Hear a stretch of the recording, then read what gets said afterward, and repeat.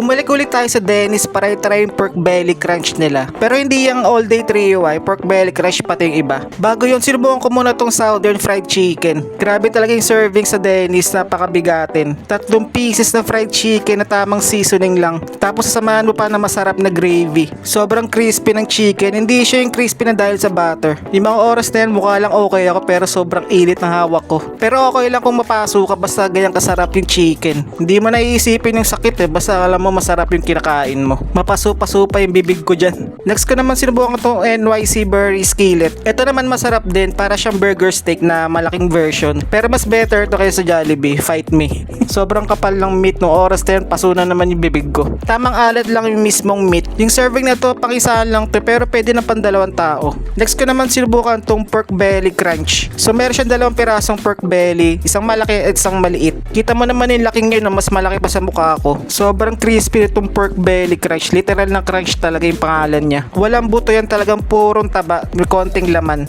Tapos samahan mo pa ng masarap na suka ng Dennis. Talagang wala ka nang hanapin pa, sobrang worth it. At sa dessert, mango sans rebal. Magandang panapos sa meal. Hindi siya ganun katamis pero mas lamang yung pait niya. Hindi ko alam kung ano yun. So ano siya, matamis tsaka mapait. Ganun yung lasa ng mango sans rebal ng Dennis. The best talaga yung mga desserts ng Dennis. Recommended to, pati yung carrot cake nila. Yun lang, try nyo na din. O siya, sige na, follow for more!